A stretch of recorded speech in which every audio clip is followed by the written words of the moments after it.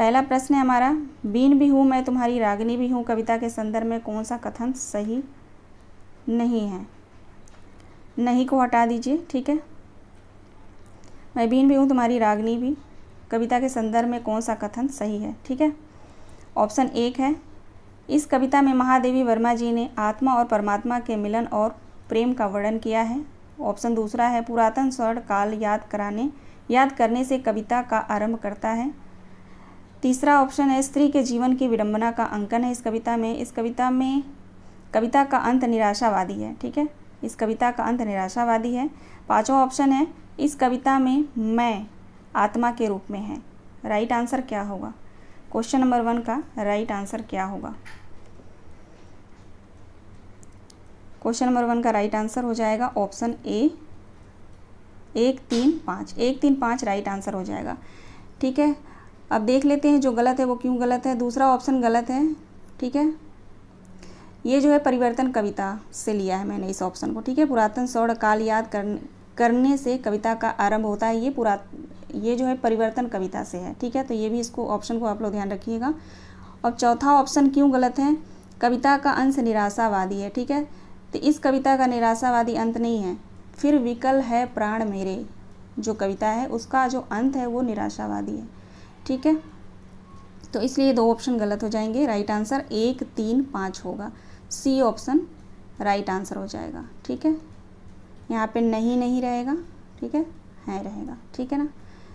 तो 1, 3, 5 right answer है, ठीक। चलिए आगे देखते हैं दूसरा प्रश्न है, यह मंदिर का दीप इसे नीरव जलने दो कविता किस काव्य संग्रह में संकलित है? नीरजा, सांध्य गीत, निहार, दीपशिखा।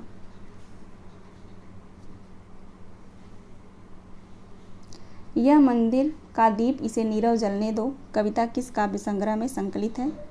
नीरजा, सांध्य गीत, निहार, दीपशिखा।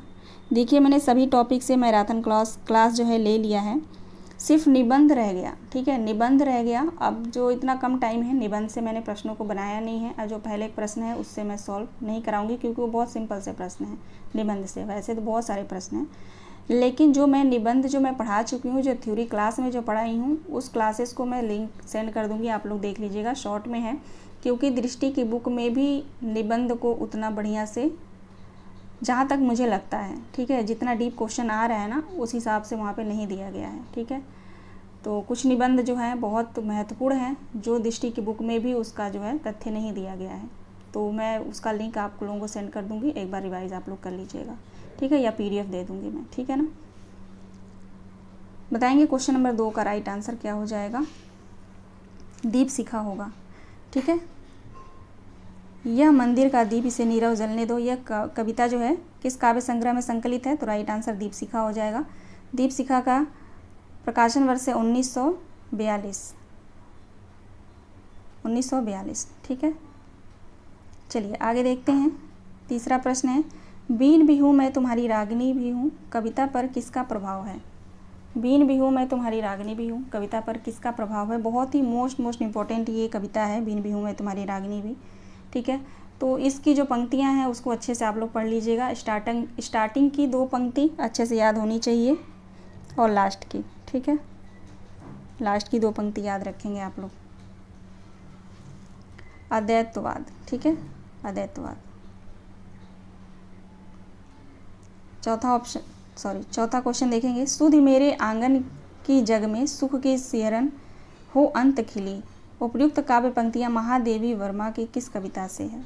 सुधि मेरे आंगन की जग में सुख की सिहरन हो अंत खिली, यह जो पंक्ति है वो महादेवी वर्मा की किस कविता से है? मैं नीर भरी दुख की बदली, ठीक है, मैं नीर भरी दुख की बदली, ठीक है। राइट आंसर ऑप्शन ए हो जाएगा। चलते हैं क्वेश्चन नंबर 5 पे।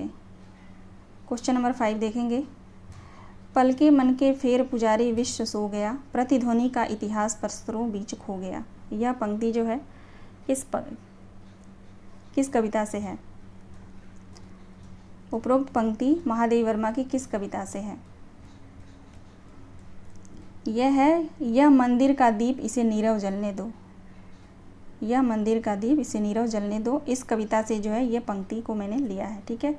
तो महत्वपूर्ण है, इसको याद रखिएगा आप लोग। ठीक है। इनकी कविताओं में ये चारों महादेवी वर्मा की कविता हैं, तो मैं बीन भी हूँ तुम्हारी रागनी भी और मैं नीर भरी दुख की बदरी, ये दोनों मोस्ट इम्पोर्टेंट है, यहाँ से प्रश्न आता है, हमेशा आता है, ठीक है ना। तो इन दोनों से मैंने प्रश्न लेने की कोशिश इस बार किया है, ठीक है। फिर विकल है प्राण मेरे, या मंदिर का दीप से नीरव जलने दो, कुछ महत्वपूर्ण तथ्य हैं, ये उसको मैंने लिया है, ठीक है। क्या पता इस बार यहाँ से प्रश्न आए, ठीक है। चलिए देखते हैं क्वेश्चन नंबर 6। यह मंदिर का दीप इसे नीरव जलने दो कविता का विषय वस्तु क्या है? ऑप्शन ए है, इस कविता में दीप आत्मा और मंदिर परमात्मा के प्रतीक का चित्रण है। ऑप्शन बी है, निराशावादी होकर भी जीने की लालसा का चित्रण है इस कविता में। ऑप्शन सी है, जीवन एवं मृत्यु के बीच कठिनाई का चित्रण है। ऑप्शन डी है, अद्वैतवाद दर्शन का प्रभाव है। ऑप्शन ई है, उपरोक्त सभी। उपरोक्त सभी राइट आंसर क्या होगा?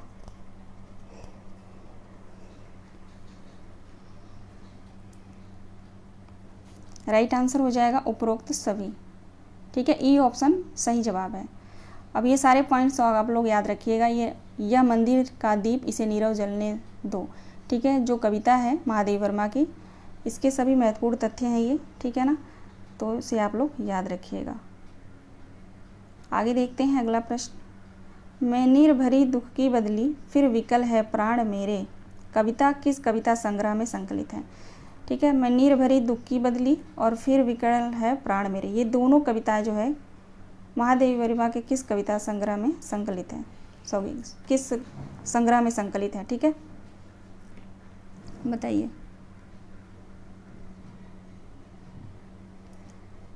राइट आंसर क्या होगा?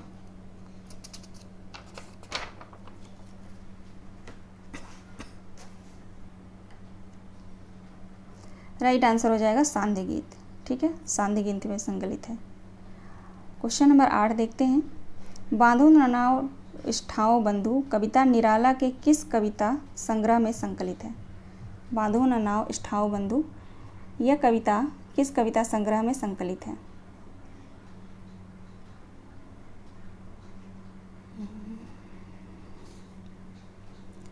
ऑप्शन ए अर्चना, ठीक है, इसका प्रकाशन वर्ष है 1950। ठीक, चलिए आगे देखते हैं। प्रकाशन वर्ष के अनुसार निम्न में से कौन सी कविता असंगत है? प्रकाशन वर्ष के अनुसार जो है बताना आप सभी को कौन सा असंगत है, किसका प्रकाशन वर्ष जो है यहाँ पे असंगत है। कुकुरमुत्ता 18 नहीं रहेगा, 19 रहेगा, ठीक है, 1944, अर्चना 1950, परिमल 1930, अनामिका 1938। राइट आंसर क्या होगा? ये अनामिका जो 1938 है, ये द्वितीय संस्करण का प्रकाशन वर्ष है, ठीक है, राइट है, ऑप्शन डी बिल्कुल सही है। और प्रथम संस्करण का प्रकाशन वर्ष 1923, ठीक है, अनामिका की बात कर रही हूँ मैं। तो यहाँ पे राइट आंसर हो जाएगा कुकुरमुत्ता, ठीक है। कुकुरमुत्ता जो है 1944 नहीं है, 1923 है, सॉरी 1943 है, ठीक है। बाकी सभी ऑप्शन बिल्कुल सही हैं, ठीक, तो ऑप्शन ए राइट आंसर हो जाएगा, ठीक है। अब ध्यान रखेंगे आप लोग, अनामिका 1938 जो द्वितीय संस्करण का यहाँ पे मैंने यहाँ पे लिया है, ठीक है। आगे देखते हैं, अगला प्रश्न है। निराला की कविता सरोज स्मृति में सरोज की मृत्यु कितने वर्षों में होती है?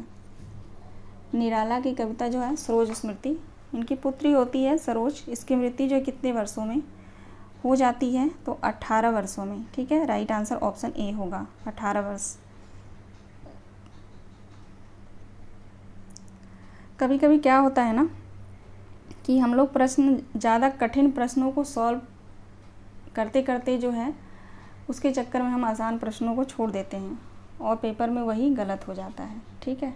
तो एक बार जो है यूनिट 1 से लेकर यूनिट 10 तक आपके पास जो भी बुक है, दृष्टि की बुक है या जो भी आपके पास प्रैक्टिस सेट है, वह रिवाइज़ ज़रूर कर लीजिएगा, या आपने जो नोट्स बनाया है शॉर्ट नोट उसको रिवाइज़ ज़रूर आप लोग कर लेंगे, ठीक है।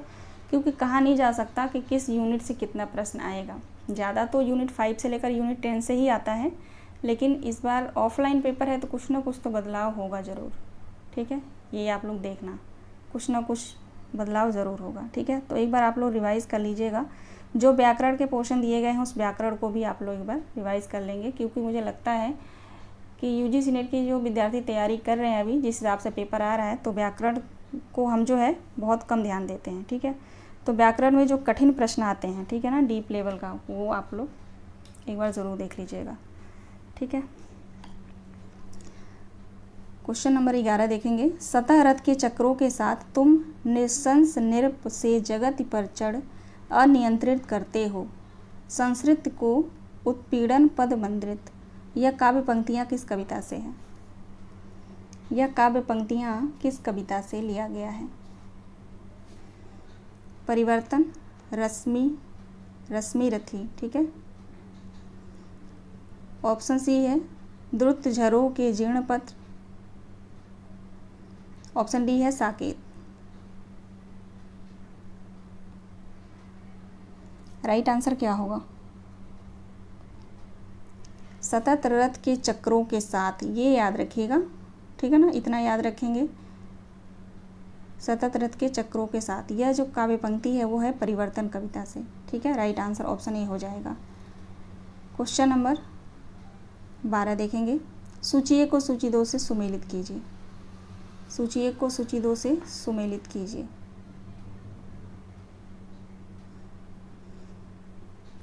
ये इधर जो है कविता दी गई है, कविता इधर काव्य संग्रह दिए गए हैं। कौन सी कविता किस काव्य संग्रह में संकलित है? ठीक है, तो चलिए देखते हैं। मनुष्य हूँ युगधारा में संकलित है। ठीक है ना, अकाल और उसके बाद, अकाल और उसके बाद, ये जो है सतरंगे पंखों वाली, इसमें संकलित है। यह दीप अकेला, यह दीप अकेला बावरा अहेरी में संकलित है। और कलगी बाजरे की हरी घास पर क्षण भर, कलगी बाजरे की हरी घास पर क्षण भर, इसमें संकलित है। ठीक है, राइट आंसर 4 3 1 2, 4 3 1 2 राइट आंसर हो जाएगा। ठीक है, तो प्रकाशन वर्ष भी आप लोग देख लीजिए। बावरा अहेरी का प्रकाशन वर्ष है 1954। हरी घास पर क्षण भर, इसका प्रकाशन वर्ष है 1949। सतरंगे पंखों वाली 1959। युगधारा 1953। ठीक है, तो राइट आंसर हमारा ऑप्शन ए हो जाएगा। प्रकाशन वर्ष भी आप लोग याद रखेंगे। चलिए आगे देखते हैं। अगला प्रश्न है, हंसाने वाली यह कविता मैंने बड़ी तकलीफ से लिखी थी। मैं पैसों को कोई महत्व तो नहीं देता, पर पैसा बीच बीच में अपना महत्व स्वयं प्रतिष्ठित कर लेता है। यह संवाद किस कविता के लिए आया है? किस कविता से यह संवाद है बताइए? गीत फरोश, सतपुड़ा के घने जंगल, भूल गलती या अंधेरे में? किस कविता के लिए यह संवाद है? तो गीत फरोश से है। ठीक है, गीत फरोश, भवानी प्रसाद मिश्र का जो है गीत फरोश। और ठीक है ना, राइट आंसर हो जाएगा ऑप्शन ए। क्वेश्चन नंबर 14 देखते हैं। भूल गलती कविता के बारे में असत्य कथन बताइए। भूल गलती कविता के बारे में असत्य कथन बताइए। पहला ऑप्शन है मुक्तिबोध, भुक्तिबोध नहीं मुक्तिबोध रहेगा। ठीक है, मुक्तिबोध ने इस कविता में भ्रष्टाचार के प्रतीक के रूप में शहंशाह को लेते हैं। बी ऑप्शन है यह आकार में उच्च कोटि की कविता है। ऑप्शन सी है इस कविता में फैंटेसी का प्रयोग हुआ है। ऑप्शन डी है यह कविता चांद का मुंह टेढ़ा 1964 में संकलित है। चांद का मुंह टेढ़ा का प्रकाशन वर्ष 1964। ठीक है, इसमें संकलित है ये कविता। बताइए राइट आंसर क्या होगा?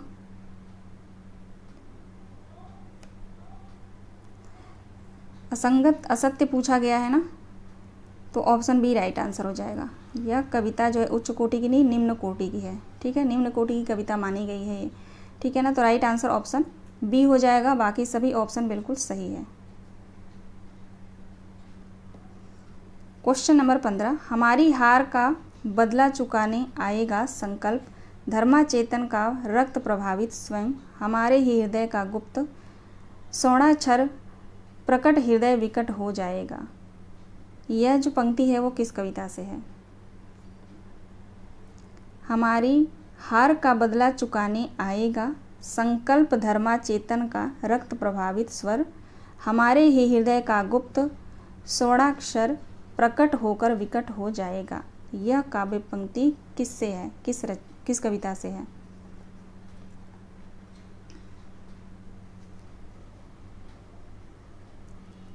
भूल गलती कविता से है। ठीक है, भूल गलती कविता से। आगे देखते हैं, अगला प्रश्न है, भूल गलती कविता नक्सलवाड़ी के संदर्भ में,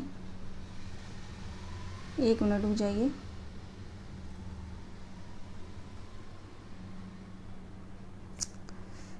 इसको काट दीजिए। ठीक है, भूल गलती नहीं होगा यहाँ पे। नक्सलवाड़ी कविता के संदर्भ में संगत बताना है। ठीक है, नक्सलवाड़ी कविता धूमिल की कविता है नक्सलवाड़ी, इसके संदर्भ में जो है संगत बताना है। ठीक है, ऑप्शन ए देखते हैं, धूमिल की यह कविता नक्सल आंदोलन के समर्थन में खड़ी होती है। ऑप्शन बी है, इसका प्रथम प्रकाशन 1967 ईस्वी बनारस से निकलने वाली पत्रिका आमुख में हुआ था। ऑप्शन सी है, यह कविता संसद से सड़क तक 1972 काव्य संग्रह में संकलित है। ऑप्शन डी है, इस कविता की पहली पंक्ति है, सहमति नहीं, यह समकालीन शब्द नहीं। ऑप्शन ई है, उपरोक्त सभी। सभी ऑप्शन जो है यहाँ पे सही हैं, ई ऑप्शन बिल्कुल राइट हो जाएगा। ठीक है, इस कविता की पहली पंक्ति है, सहमति नहीं, यह समकालीन शब्द नहीं।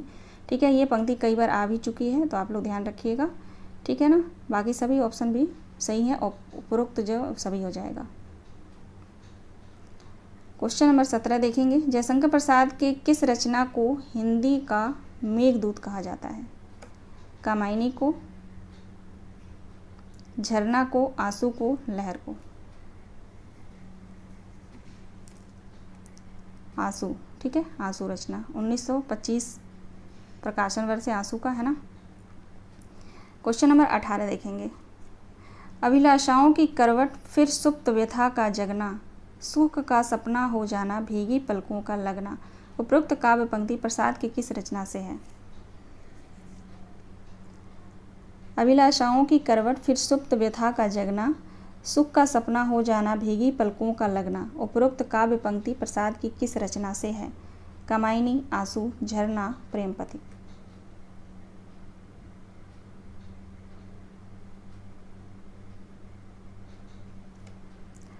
आंसू से। ठीक है, राइट आंसर ऑप्शन बी हो जाएगा, आंसू। अगला प्रश्न है, भयभीत सभी को भय देता, भय की उपासना में विलीन, प्राणी कटुता को बांट रहा, जगती को करता अधिक दीन। उपरोक्त काव्य पंक्तियाँ कामायनी के किस सर्ग से हैं? उपरोक्त काव्य पंक्तियाँ कामायनी के किस सर्ग से हैं? लज्जा सर्ग, श्रद्धा सर्ग, इड़ा या चिंता?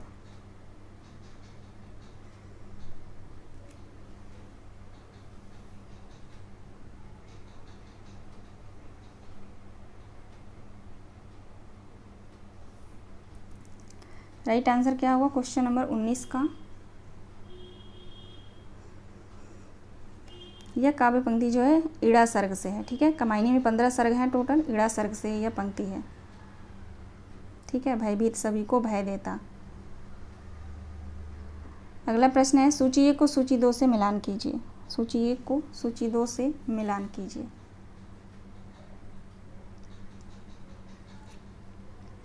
चलिए देखते हैं, कुछ पत्ते कुछ चिट्ठियाँ, रघुवीर सहाय की हैं। आत्मा की आँखें, आत्मा की आँखें जो है रामधारी सिंह दिनकर की हो जाएंगी। चुका भी नहीं, शमशेर बहादुर सिंह, कुकुर मुत्ता, सूर्यकांत त्रिपाठी, निराला। राइट आंसर ऑप्शन ए हो जाएगा। ठीक है,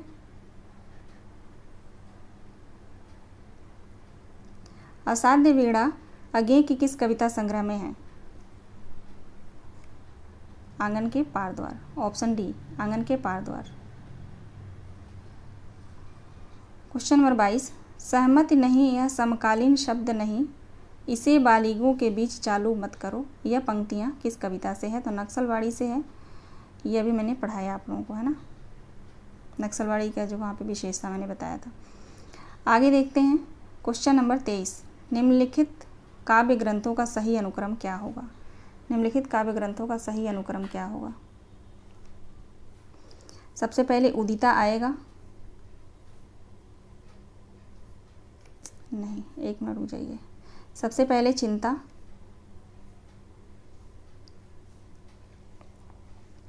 फिर आएगा चांद का मुंह टेढ़ा, फिर उसके बाद संसद से सड़क तक, लास्ट में आएगा उदिता। ठीक है, डी ऑप्शन बिल्कुल सही जवाब है। अगला प्रश्न है, सुंदरता का आलोक स्रोत है फूट पड़ा मेरे मन में, जिससे नवजीवन का प्रभात होगा फिर जग के आंगन में। उपरोक्त पंक्तियों के रचयिता कौन है। यह पंक्तियाँ किसकी हैं। क्वेश्चन नंबर 24, सुंदरता का आलोक स्रोत है फूट पड़ा मेरे मन में, जिससे नवजीवन का प्रभात होगा फिर जग के आंगन में, सुमित्रा नंदन पंत की पंक्ति है। ठीक है। क्वेश्चन नंबर 25, बच्चन सिंह के अनुसार परिवर्तन कविता से संबंधित सही तथ्य कौन से हैं। ऑप्शन 1 है, जीवन की संकुलता और परिवर्तन की द्वंद्वात्मकता ने इस कविता के रूप विधान को जटिल और प्रभावशाली बना दिया है। दूसरा ऑप्शन है, परिवर्तन में एक ही लय का प्रयोग किया गया है। और तीसरा ऑप्शन है, इसमें कहीं कहीं संस्कृत की तत्सम शब्दावली के द्वारा परिवर्तन के भयंकर उपागर का चित्रण किया गया है। ऑप्शन डी है, कवि परिवर्तन का स्वागत करना नहीं चाहते। बताइए कौन सा जो इसमें सही तथ्य, बच्चन सिंह के अनुसार परिवर्तन कविता से संबंधित सही तथ्य कौन से हैं।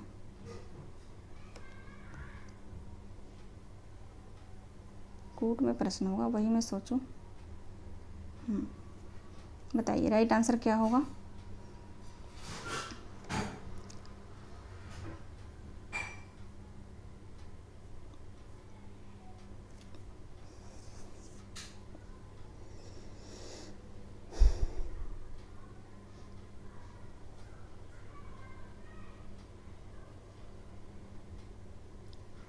दो तो होगा नहीं इसमें, है ना, दो नहीं होगा,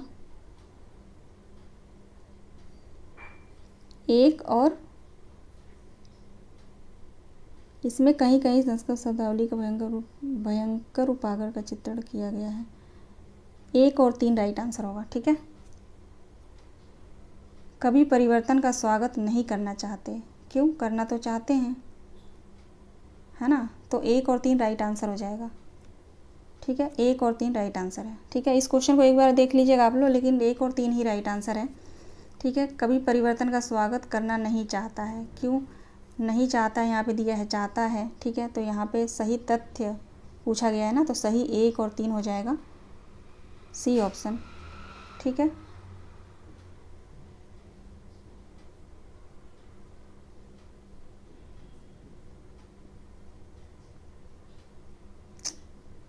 एक और 3, हाँ ठीक है, चलिए ठीक है, 1 और 3 ठीक है, राइट है। आगे देखते हैं क्वेश्चन नंबर 26, प्रकाशन वर्ष के अनुसार आगे की निम्नलिखित रचनाओं का सही अनुक्रम क्या होगा। 26 का राइट आंसर क्या होगा। चलिए देख लेते हैं प्रकाशन वर्ष। इत्तेलम का प्रकाशन वर्ष है 1946। ठीक है, हरी घास पर क्षण भर, इसका प्रकाशन वर्ष है 1949। 1949 आंगन के पार द्वार 61। कितनी नावों में कितनी बार, कितनी नावों में कितनी बार 1967। ठीक है, तो राइट आंसर ऑप्शन सी हो जाएगा, है ना। क्वेश्चन नंबर 27 देखेंगे, शिरीष न फिर गिरी वन में, जितना मांगे पतझड़ दूंगी मैं इस निज नंदन में, कितना कंपल तुझे चाहिए ले मेरे इस तन में। उपयुक्त काव्य पंक्तियाँ किस रचना से हैं। रश्मि रथी, राम की शक्ति पूजा, साकेत, उर्वशी। शिशिर, है ना, शिशिर न फिर गिरी वन में, जितना मांगे पतझड़ दूंगी मैं इस निज नंदन में, कितना कंपन तुझे चाहिए ले मेरे इस तन में। यह काव्य पंक्तियाँ किस रचना से ली गई हैं।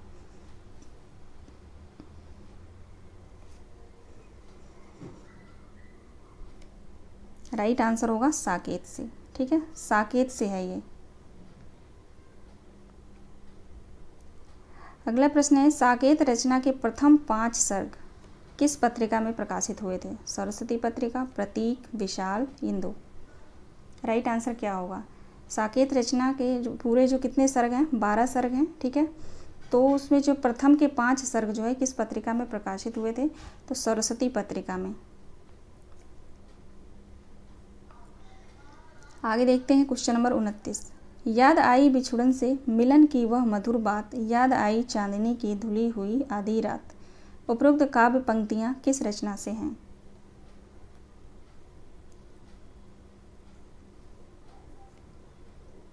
जूही की कली। ठीक है, राइट आंसर ऑप्शन बी हो जाएगा, जूही की कली।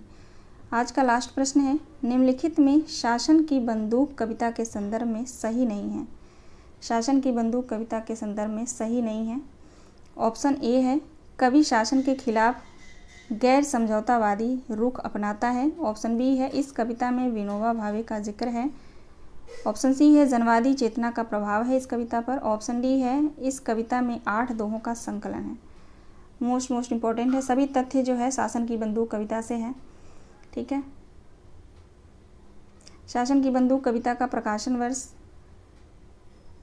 1966। ठीक है, इसमें जो है राइट आंसर हमारा हो जाएगा ऑप्शन डी, 8 दोहों का नहीं, इसमें 5 दोहों का संकलन है। ठीक है, 5 दोहों का। ठीक है, तो ये महत्वपूर्ण प्रश्न थे कुछ 30 प्रश्न। वैसे तो मैंने बहुत मैराथन क्लासेस पे करा ही दिया है उन सभी प्रश्नों को डिटेल में पूरा, बहुत ही विधिवत अच्छे प्रश्न हैं उन सभी मैराथन क्लास में। और इसमें जो मैंने 30 प्रश्न कराए इसको भी याद रखिएगा आप लोग।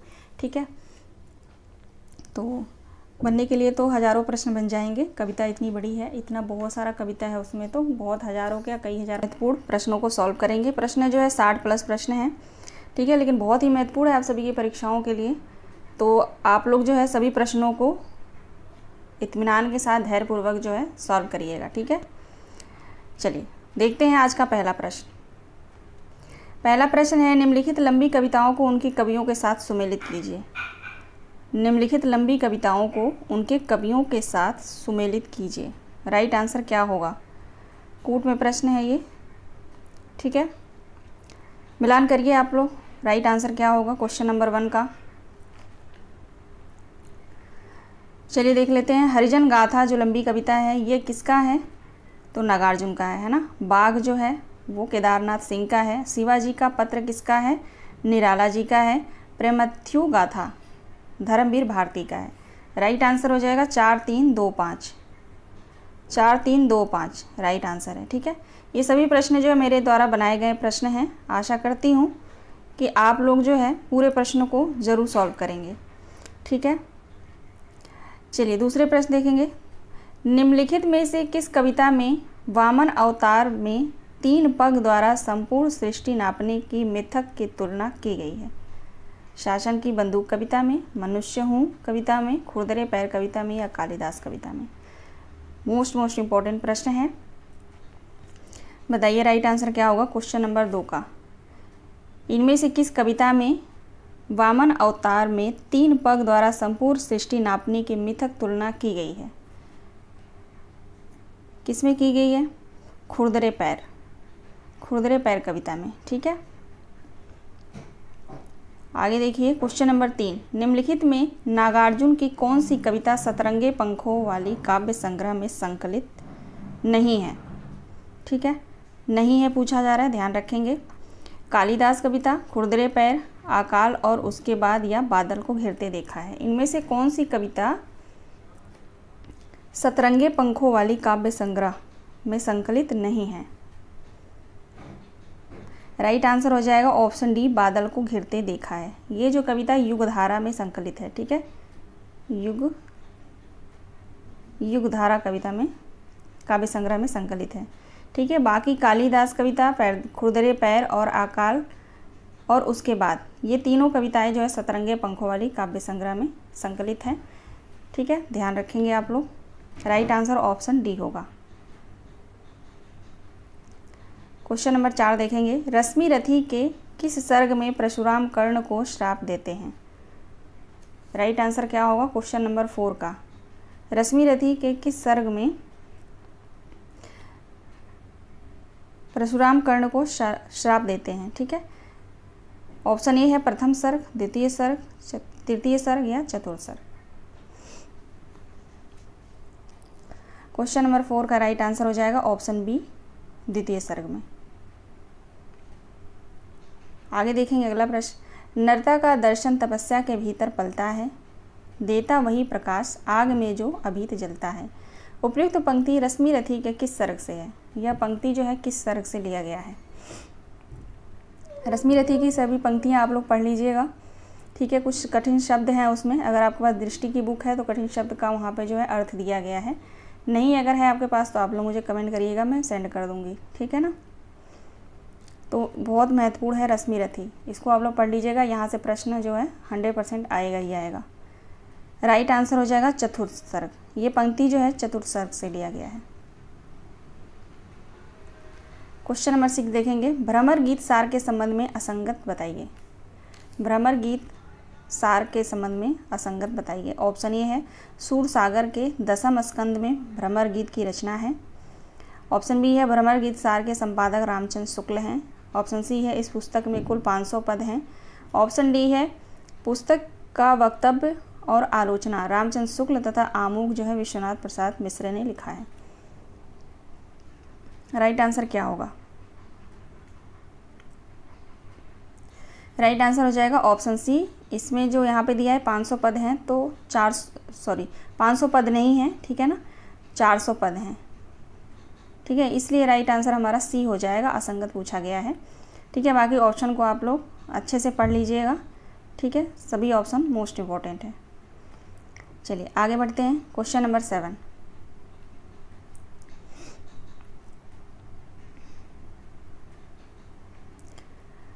क्वेश्चन नंबर 7 है बिहारी सतसई के संदर्भ में असंगत बताइए, असत्य बताइए। बिहारी सतसई, इसके संपादक हैं जगन्नाथ दास रत्नाकर। मैंने अपने तरफ से यहाँ पे लिख दिया है, एनटीए नहीं देगा। इसके संपादक जगन्नाथ दास रत्नाकर हैं। ठीक है, ये मैंने आप लोगों के लिए रखा है ताकि आप लोग याद कर लें। राइट आंसर क्या होगा? पहला ऑप्शन चलिए देखते हैं। सतसई गाथा सप्तशती तथा आर्य सप्तशती की ही परंपरा की रचना है। इसमें कुल 700 छंद हैं। ऑप्शन सी है बिहारी सतसई को शक्कर की रोटी कहा गया है। ऑप्शन डी है बिहारी सतसई को रामचरितमानस के बाद सबसे प्रचारित कृति माना गया है। ऑप्शन ई है उपयुक्त सभी। राइट आंसर हो जाएगा ऑप्शन ई उपयुक्त सभी। ठीक है, सभी पॉइंट जो है बिल्कुल सही हैं ऑप्शन। आप लोग एक एक ऑप्शन को ध्यान से पढ़ लेंगे। ठीक है, मोस्ट इम्पॉर्टेंट है। अब यहाँ पे एक बात आप लोग ध्यान रखेंगे, इसमें कुल 700 छंद हैं, ये भी सही है, लेकिन कुछ विद्वानों ने 713 छंद भी माना है। ठीक है, तो 713 भी आप ध्यान रखेंगे। आगे देखते हैं अगला प्रश्न। जायसी ग्रंथावली की सबसे बड़ी विशेषता क्या है? जायसी ग्रंथावली के संपादक हैं रामचंद्र शुक्ल। सबसे बड़ी विशेषता पूछा जा रहा है, क्या होगा? ऑप्शन सी राइट आंसर हो जाएगा। इसमें नागमती को रानी के रूप में नहीं, एक साधारण विरह दग्ध नारी के रूप में वर्णित किया गया है। ठीक है, तो राइट आंसर ऑप्शन सी हो जाएगा। सभी विशेषताएं जो है जायसी ग्रंथावली की हैं, लेकिन सबसे बड़ी विशेषता अगर पूछी जाए तो हमारा राइट आंसर सी होगा। क्वेश्चन नंबर 9 देखेंगे। मौन भी अभिव्यंजना है, जितना तुम्हारा सच उतना ही कहो। मौन के इस रचनात्मक संदर्भ की अभिव्यक्ति अज्ञेय ने अपनी किस काव्य कृति में की है? राइट आंसर क्या होगा? इंद्रधनुष रौंदे हुए। ठीक है, इंद्रधनुष रौंदे हुए सही जवाब है। क्वेश्चन नंबर 10 देखिए। नागमती विरह वर्णन हिंदी साहित्य में एक अद्वितीय वस्तु है। उपयुक्त कथन किस आलोचक का है? नागमती का विरह वर्णन हिंदी साहित्य में एक अद्वितीय वस्तु है, यह किसने कहा है? आचार्य रामचंद्र शुक्ल ने कहा है। लेगा कृष्णई वरुण अपोली, कठिन बिछोह जय किमि गोपी। उपयुक्त पंक्ति में आया शब्द अपोली का अर्थ क्या है? उपरोक्त पंक्ति में आया शब्द अपोली का अर्थ क्या है? अपोली का यहाँ पे अर्थ हो जाएगा गायब होना, ठीक है, गायब। क्वेश्चन नंबर 12 देखेंगे। अबहु निठुर आवहु यही बारा, परब देवारी होई संसारा। प्रस्तुत पंक्ति नागमती वियोग खंड से है। पंक्ति में आया शब्द देवरी में कौन सी भाषा है? ठेठ, अवधी, बघेली, ब्रज, राजस्थानी। बताइए राइट आंसर क्या हो जाएगा?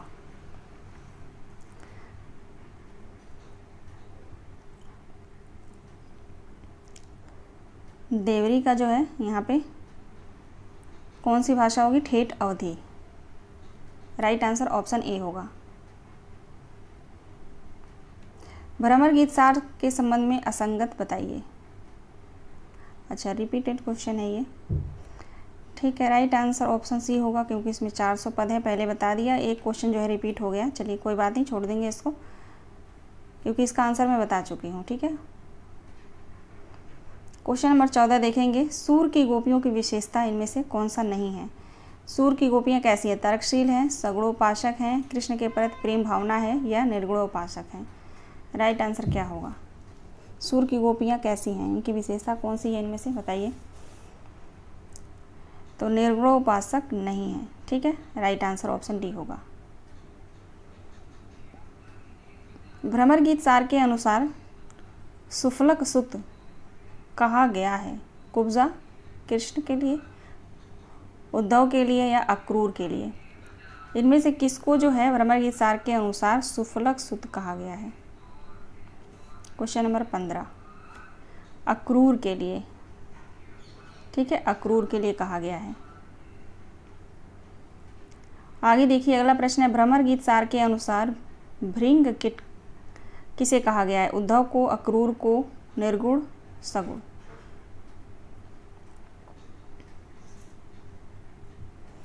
उद्धव को कहा गया है, ध्यान रखेंगे आप लोग, मोस्ट इंपॉर्टेंट है, ठीक है। उद्धव को भृंग कीट कहा गया है, और यहाँ पे अक्रूर को जो है सुफलक सुत कहा गया है भ्रमर गीत सार के अनुसार, ठीक है।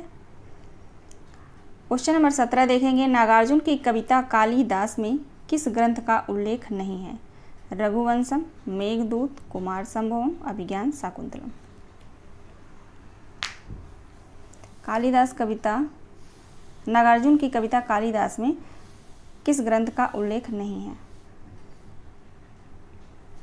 तो अभिज्ञान शाकुंतलम का जो है नहीं है, ठीक है। बाकी मेघदूत का है, रघुवंशम का भी है, कुमार संभवम का भी है, ठीक है।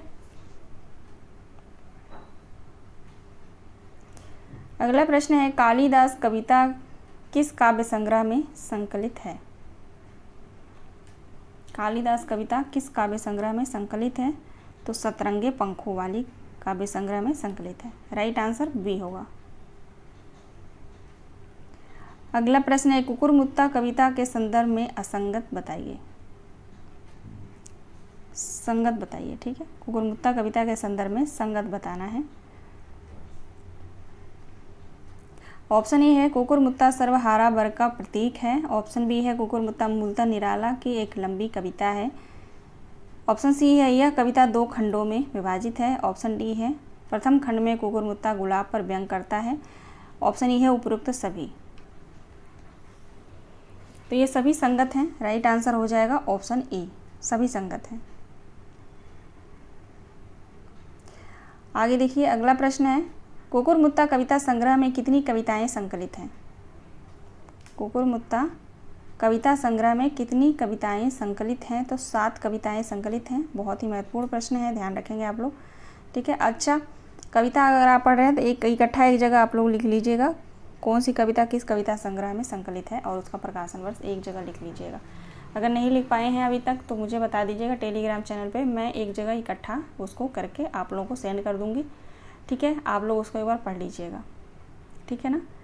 शॉर्ट में आप लोग पढ़िएगा, ज़्यादा डिटेल में जाएंगे तो डिटेल में इतना प्रश्न आता भी नहीं। डिटेल में प्रश्न यूनिट 6 से लेकर यूनिट 10 तक जो गद्य विधाएँ लगी हुई हैं ना, उनमें से ही ज़्यादा आता है, ठीक है ना। तो आप लोगों ने शॉर्ट नोट बनाया होगा पहले से, तो उनको ही आप लोग रिवाइज़ करेंगे। क्वेश्चन नंबर 21 देखेंगे, कामायनी के संदर्भ में असंगत बताइए। ऑप्शन ए है मनु मन का प्रतीक है, ऑप्शन बी है इड़ा बुद्धि की प्रतीक है, श्रद्धा हृदय की प्रतीक है। इसमें प्रमुख छंद जो है तोटक छंद है। असंगत पूछा जा रहा है तो असंगत हो जाएगा ऑप्शन डी, प्रमुख छंद तोटक छंद नहीं है, ताटंग छंद है, ताटंग छंद। ठीक है, तो इसलिए हमारा राइट आंसर ऑप्शन डी होगा बिल्कुल। और जो ऑप्शन है ए बिल्कुल सही है, बी भी सही है, सी भी सही है। ठीक है, अगला प्रश्न है, कामायनी का 7वां और 9वां सर्ग क्या है।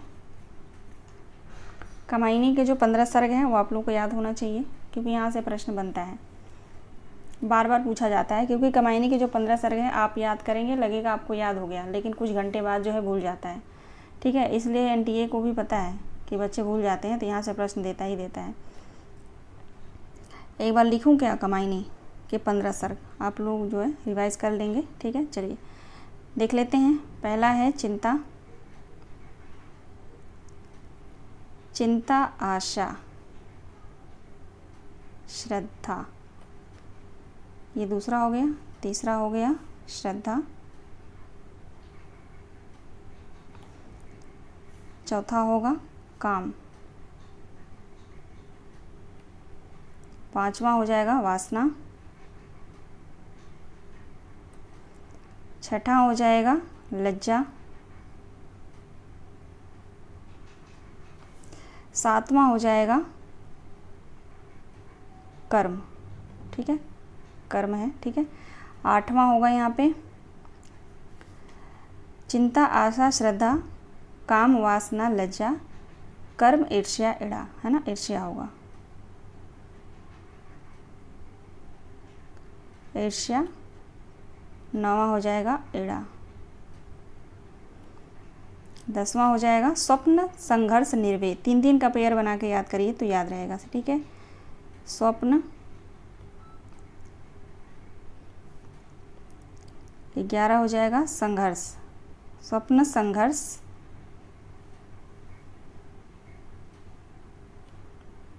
12वां है निर्वेद।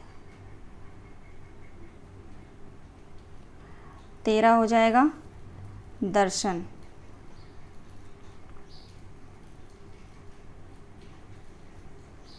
14 होगा रहस्य और 15 हो जाएगा आनंद।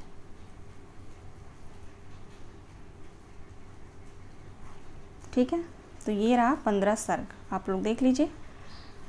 क्वेश्चन में क्या पूछा जा रहा है, 7वां और 9वां। तो 7वां हो जाएगा कर्म और 9वां हो जाएगा इड़ा। ऑप्शन ए राइट आंसर हो जाएगा। ठीक है ना, तो ऐसे 3-3 का पेयर बना के या 5-5 का पेयर बना के याद करिएगा। जैसे चिंता आशा श्रद्धा काम वासना लज्जा कर्म ईर्ष्या इड़ा स्वप्न संघर्ष निर्वेद दर्शन रहस्य आनंद। ठीक है, कई लोग इसको ट्रिक भी बना के याद कर सकते हैं, करे हुए हैं, तो आप लोग ट्रिक भी अपना सकते हैं अपनी तरफ से। ठीक है, चलिए आगे बढ़ेंगे। अगला प्रश्न है, वरदान सदृश हो डाल रही नीली किरणों से बुना हुआ यह चंचल कितना हल्का सा कितना सौरभ से सना हुआ। उपयुक्त पंक्ति कामायनी के किस सर्ग से है। आशा श्रद्धा इड़ा लज्जा किस सर्ग से यह जो है पंक्ति ली गई है। क्वेश्चन नंबर 23 का राइट आंसर क्या होगा।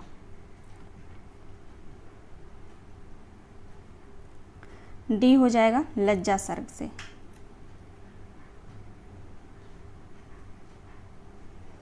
मैं बीन भी हूँ तुम्हारी रागनी भी कविता किस काव्य संग्रह में संकलित है। नीरजा सांध्य गीत दीप शिखा जामा। मैं बीन भी हूँ तुम्हारी रागनी भी महादेवी वर्मा की कविता है, किस काव्य संग्रह में संकलित है ये कविता, तो नीरजा राइट आंसर हो जाएगा नीरजा। क्वेश्चन नंबर 25 देखिए, मैं बीन भी हूँ तुम्हारी रागनी भी कविता की विशेषता इनमें से नहीं है। ए ऑप्शन है, इस कविता में महादेवी वर्मा ने आत्मा और परमात्मा के मिलन और प्रेम का वर्णन किया है। ऑप्शन बी है, यह एक रहस्यवादी कविता है। ऑप्शन सी है, स्त्री के जीवन की विडंबना दिखाया गया है इस कविता में। ऑप्शन डी है, इस कविता पर द्वैतवाद का प्रभाव है। ऑप्शन ई है, इस कविता का प्रकाशन 1934 है। बताइए इनमें से कौन सी विशेषता नहीं है। मैं बीन भी हूँ तुम्हारी रागनी भी। कविता की विशेषता नहीं है, तो ऑप्शन डी राइट आंसर हो जाएगा। इस कविता पर जो है द्वैतवाद का प्रभाव नहीं है, अद्वैतवाद का है। ठीक है, ध्यान रखेंगे आप लोग, अद्वैतवाद का प्रभाव है। ठीक है ना, तो राइट आंसर ऑप्शन डी हो जाएगा। आगे देखिए, अगला प्रश्न है, इस प्रलय में मेरा पद चिन्ह जीवन में शाप है, जो बन गया वरदान बंधन में। उपयुक्त पंक्ति किसकी है? महादेवी वर्मा की, निराला की, पंत की, जयशंकर प्रसाद की। यह पंक्ति किसकी है? तो महादेवी वर्मा की है। राइट आंसर ऑप्शन ए हो जाएगा। आगे देखेंगे अगला प्रश्न, उर्वशी काव्य नाटक के संदर्भ में असंगत बताइए। उर्वशी काव्य नाटक के संदर्भ में असंगत बताइए। राइट आंसर क्या होगा? क्वेश्चन नंबर 27 का राइट आंसर हो जाएगा ऑप्शन सी। उर्वशी की कथा वस्तु 4 अंकों में विभाजित है। 4 अंकों में नहीं, 5 अंकों में। ठीक है, 5 अंक हैं, 5 अंकों में विभाजित है। और ऑप्शन को देख लेते हैं, इसका कथानक पुरूरवा और उर्वशी के पौराणिक आख्यान से लिया गया है। ऑप्शन बी है, कालिदास ने विक्रमोर्वशीयम की रचना इसी कथा के आधार पर की है। ऑप्शन डी है, इस कथा का मूल ऋग्वेद के 10वें मंडल में 8वीं एवं 95वीं सूक्ति में मिलता है। इसका प्रकाशन वर्ष 1961 है। ठीक है, तो असंगत पूछा गया है, तो यहाँ पे राइट आंसर हमारा ऑप्शन सी हो जाएगा। सी जो है असंगत है, क्योंकि इसमें 4 अंक नहीं 5 अंक है। ठीक है ना। क्वेश्चन नंबर 28 देखेंगे, उर्वशी और पुरूरवा के पुत्र का क्या नाम था? उर्वशी और पुरूरवा के पुत्र का नाम था आयु। राइट आंसर ऑप्शन ए हो जाएगा। उर्वशी के तृतीय अंक में किसका संवाद है? उर्वशी के तृतीय अंक में किसका संवाद है? उर्वशी सुकन्या का, उर्वशी पुरूरवा का, सुकन्या अपाला का, रंभा और मेनका का। ये सभी पात्र हैं उर्वशी रचना के। ठीक है ना, तो पात्रों का नाम भी आप लोग याद रखेंगे। क्वेश्चन नंबर 29 का राइट आंसर हो जाएगा ऑप्शन बी। तृतीय अंक में जो है उर्वशी और पुरूरवा का संवाद मिलता है। क्वेश्चन नंबर 30 देखेंगे, उर्वशी के संदर्भ में सुमेलित कीजिए। सुकन्या च्यवन ऋषि की पत्नी है, अपाला उर्वशी की सेविका है, विष्मना जो है राज ज्योतिषी है, नटी शास्त्रीय महिला पात्र है, या उपरोक्त सभी?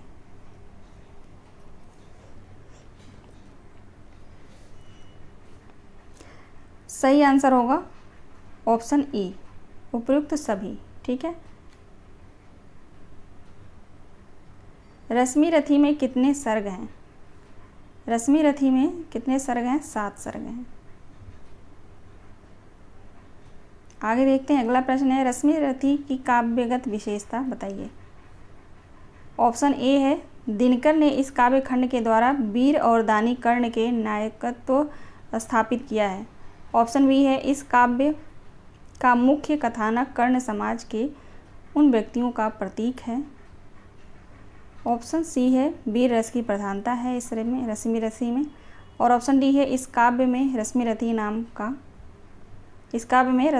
नाम का कर्ण है। ठीक है, ऑप्शन ई है उपरोक्त सभी। राइट आंसर उपरोक्त सभी हो जाएगा। अगला प्रश्न है, किस कविता में एक रिक्शा चालक के जीवन का अंकन किया गया है?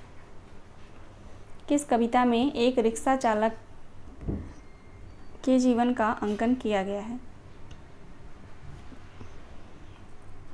खुरदरे पैर किसकी कविता है? खुरदरे पैर, अकाल और उसके बाद मैं मनुष्य नहीं सिर्फ मनुष्य हूँ, और कालिदास। ये सभी कविताएं किसकी हैं? नागार्जुन की हैं। ठीक है, और इन सभी कविताओं को आप लोग पढ़ लीजिएगा। वैसे इनसे सब जो है मैंने क्वेश्चन भी लिया है। आगे देखेंगे अगला क्वेश्चन, उरहित सारथी है जिसका एकमात्र पहिया है, जिसमें 7 घोड़ों का वह रथ नहीं चाहिए, मुझको नियत दिशा का वह पथ नहीं चाहिए। उपरोक्त पंक्ति किस कविता से उद्धृत है या लिया गया है? तो ये जो पंक्ति है वो खुरदरे पैर से लिया गया है। ठीक है जी, खुरदरे पैर का प्रकाशन वर्ष है 1961, ठीक है। और उर्वशी रचना का भी प्रकाशन वर्ष है 1961। क्वेश्चन नंबर 35 देखिए, शासन की बंदूक कविता के संदर्भ में संगत बताइए।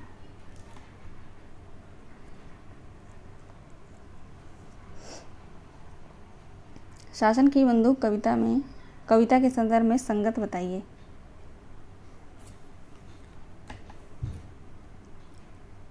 इस कविता में 5 दोहों का संकलन है, ठीक है। जनवादी चेतना का प्रभाव है इस कविता पर। इसमें जो है विनोबा भावे का जिक्र है, मोस्ट इंपॉर्टेंट है, ध्यान रखेंगे आप लोग। पूछा जा सकता है कि किस कविता में विनोबा भावे का उल्लेख हुआ है, तो शासन की बंदूक कविता में, ठीक है। ऑप्शन डी है, कांग्रेस सरकार के खिलाफ इसमें लिखा गया है। ऑप्शन ई है, उपयुक्त सभी। तो संगत पूछा जा रहा है, तो उपयुक्त सभी संगत है, ठीक है, सभी सत्य हैं। अगला प्रश्न है, ब्रह्म राक्षस की पागल प्रतीक पूर्ण बड़बड़ाहट को कवि के साथ बावड़ी के मुंडेर पर कौन कौन से फूल पेड़ सुन रहे हैं। राइट आंसर हो जाएगा उपयुक्त सभी। मोस्ट इंपॉर्टेंट प्रश्न है, आप लोग ध्यान रखेंगे। ब्रह्म राक्षस जो कविता है, ठीक है, इसमें जो है पागल प्रतीक पूर्ण बड़बड़ाहट को कवि के साथ बावड़ी के मुंडेर पर कौन कौन से फूल पेड़ सुन रहे हैं। तो टगर पुष्प भी है, करौंदे का भी है और गूलर का पेड़ भी है, ठीक है। इसको जो है क्वेश्चन तो मैंने ऐसे दे दिया है आप लोग को याद करने के लिए, उपयुक्त सभी, लेकिन एनटीए ऐसे नहीं देगा। इसमें 2 पेड़ कोई और भी नाम दे सकता है, ठीक है, आम का, केले का, कुछ भी दे सकता है, ठीक है ना। तो उसमें आपको चुनना होगा ABC करके, ऐसे प्रश्न आएगा, ठीक है ना। तो आप लोग ध्यान रखेंगे, तीनों पेड़ों का नाम याद रखिए। अगला प्रश्न है, किसकी जातक कथाओं की ब्रह्म राक्षस नवीन व्याख्या करता है। इनमें से किसकी जातक कथाओं की ब्रह्म राक्षस जो है नवीन व्याख्या करता है। बेबीलोनी, ठीक है, बेबीलोन की। क्वेश्चन नंबर 38 है, किसकी ऋचाओं की ब्रह्म राक्षस नवीन व्याख्या करते हैं।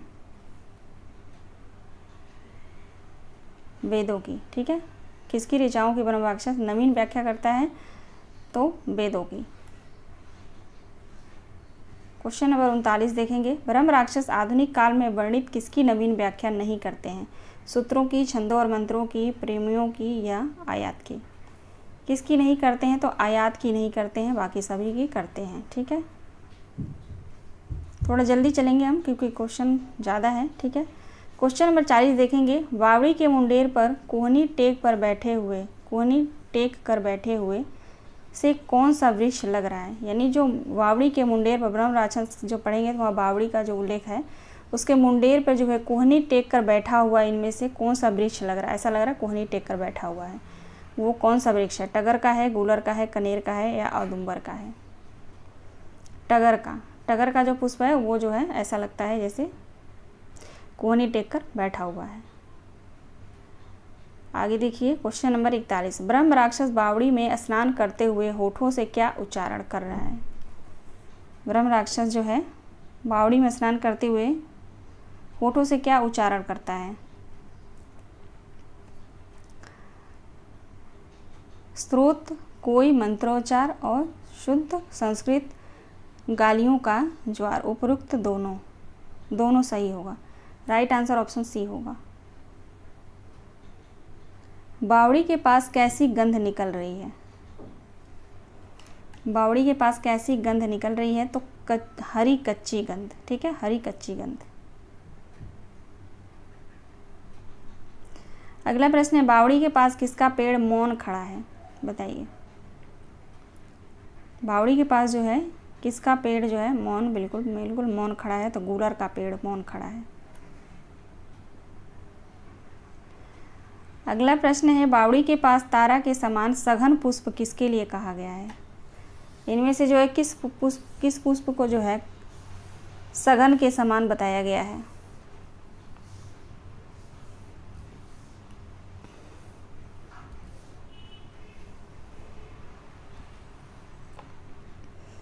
टगर को, ठीक है, एक तारा के समान है और सघन पुष्प के समान कहा गया है इसको, ठीक है। टगर राइट आंसर हो जाएगा।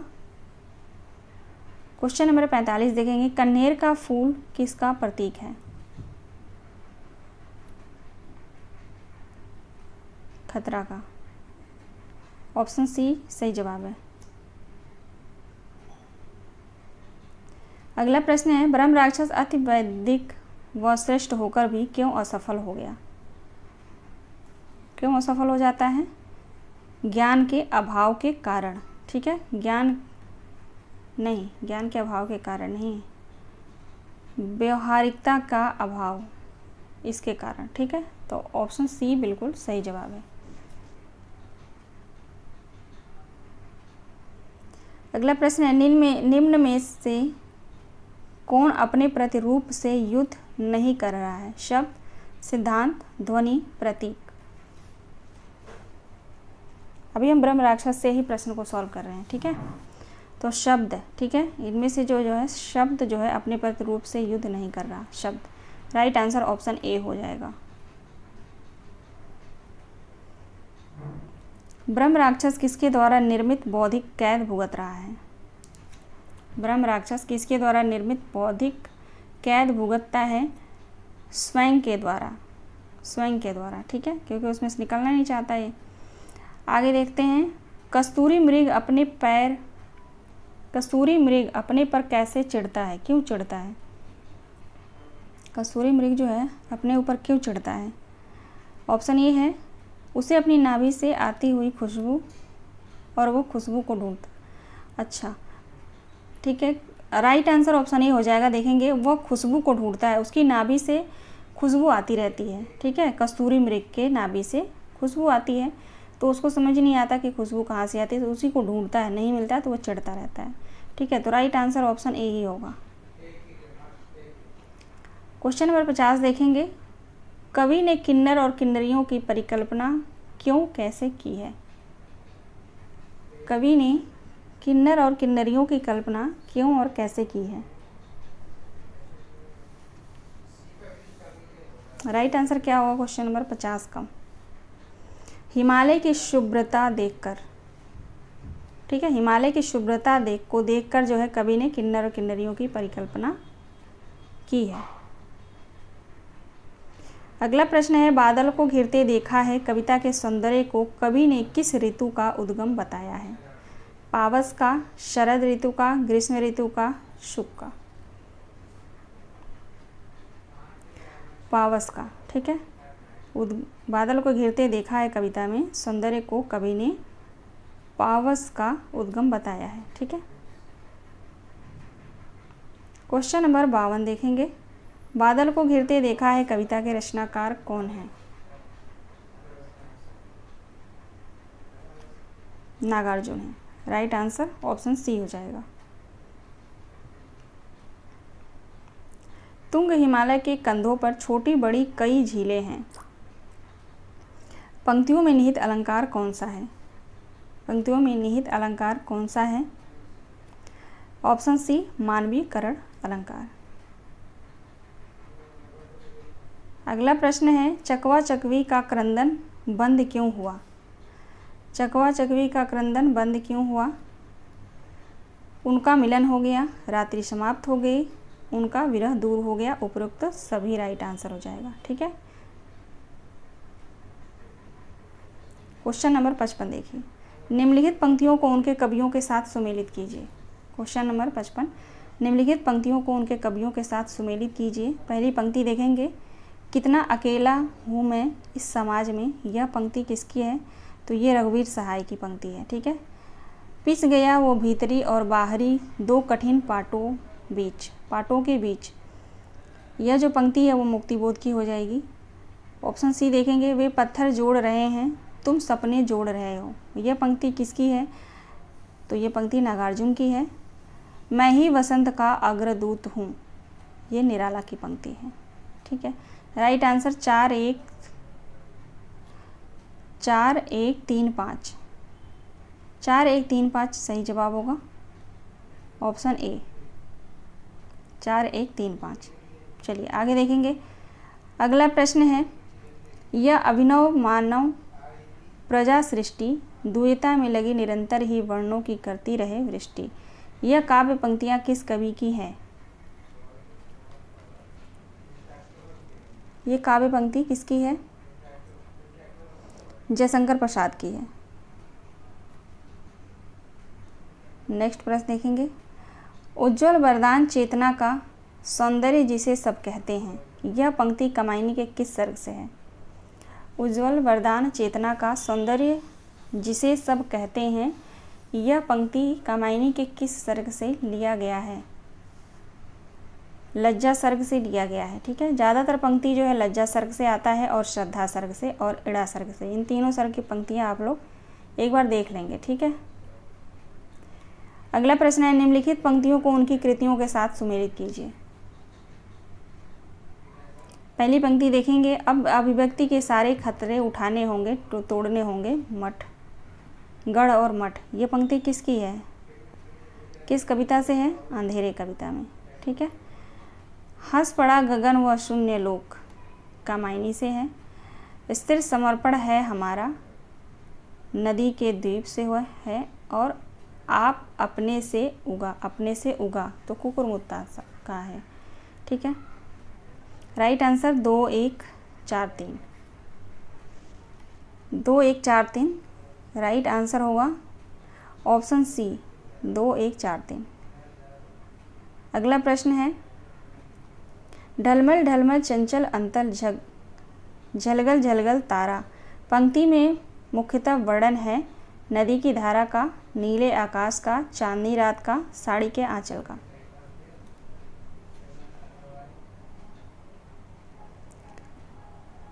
नदी की धारा राइट आंसर होगा। ठीक है,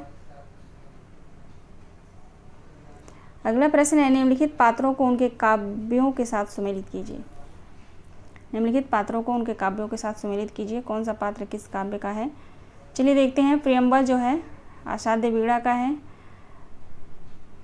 कमला प्रलय की छाया और श्रीनरी उर्वशी से है, और नचिकेता आत्मजयी। तो 4 1 2 3 बी ऑप्शन सही जवाब है। 4 1 2 3। अगला प्रश्न है, राम की शक्ति पूजा की यौगिक प्रक्रिया का स्रोत क्या है? राम की शक्ति पूजा की यौगिक प्रक्रिया का स्रोत क्या है? 9 वेदांत है। ठीक है, 9 वेदांत राइट आंसर हो जाएगा। आज का लास्ट प्रश्न है क्वेश्चन नंबर 62। निम्नलिखित काव्य छंदों को उनके प्रयोक्ता कवियों के साथ सुमेलित कीजिए। सानेट छंद किसका है? सानेट छंद में कौन लिखता है? त्रिलोचन शास्त्री। ठीक है, और हाइक्यू के लिए कौन प्रसिद्ध है?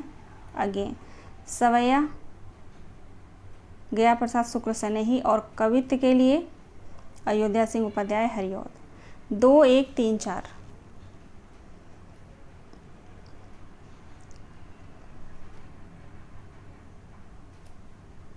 2 1 3 4 है ना, ऑप्शन डी 2 1 3 4 राइट आंसर हो जाएगा, है ना। चलिए आज का लास्ट प्रश्न था ये। तो आशा करती हूँ कि सभी प्रश्न आप लोगों ने अच्छे से सॉल्व किया है। ठीक है, सॉल्व कर लीजिए, बहुत ही महत्वपूर्ण है, क्या पता यहाँ से प्रश्न आ जाए, है ना। मिलते हैं नेक्स्ट वीडियो में। सभी दोस्तों का बहुत बहुत धन्यवाद। अपना ख्याल रखिए और रिवाइज करते रहिए आप लोग अपना। ठीक है।